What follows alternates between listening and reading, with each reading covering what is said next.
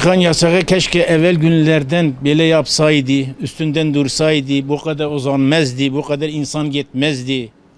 Biliyor musun? Yani Allah'ın emridir ama devletin elindedir. Devlet ne ederse eder, edebilir. Tedbir daha iyidir.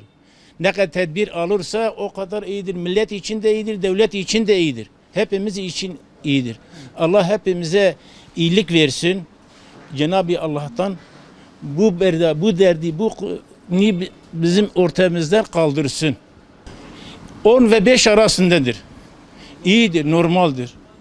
Ona kadar insan okulda kalkıyor. Bir işini görecek, yani içeri girecek. Da iyidir, iyi yapmışlar.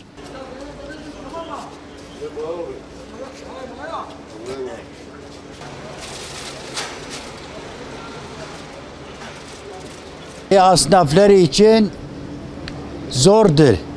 Çünkü benim kimsem yoksa da benim bir de kiresi var, her şeysi var.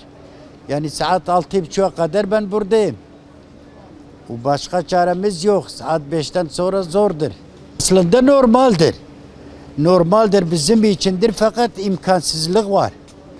Yani ben dükkanı kapatsa kiremi çıkaramam. 67'ye gireceğim. Allah bizim haberimiz yoktur yasaktan.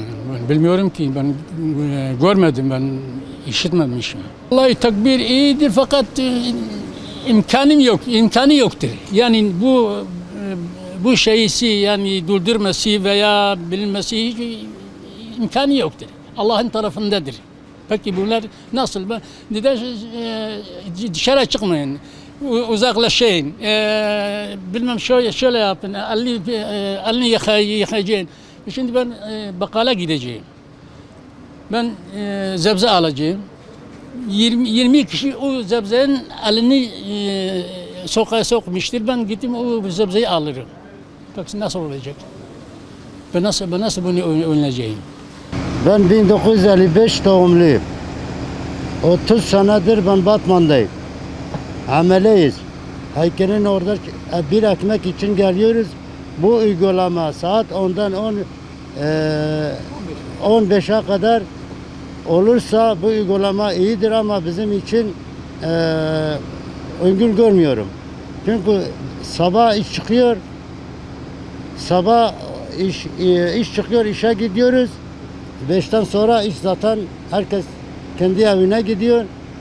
Onun için valimizden bir uygulama, daha iyi bir uygulama istiyoruz. Çalışmasanız çocuklar aç kalır. Biz 5-6 tane nüfusuz. Ev uygulama güderdiğin jibuna milleti be, jibuna sağlığa insana be. Saat hatta 10 van insana biraderin işi gubukun hatta penceye varış pencas şuna. Biraderin derba. Ne küçük daha hatta penca. Eşko zaten vakti karabalığı, vakti nakhoşini ve çakı. Herkes derti ve saati. Lejde hatta 10 niva. Seres be işi kum kadinin ujiye peştir hatta penca. Her namalı je penca sonra derin işi kumkun derin. Parka kirunun daha makule. Yani ezbisa uygundu benim. Buna hatırı sağlığa ve tamam.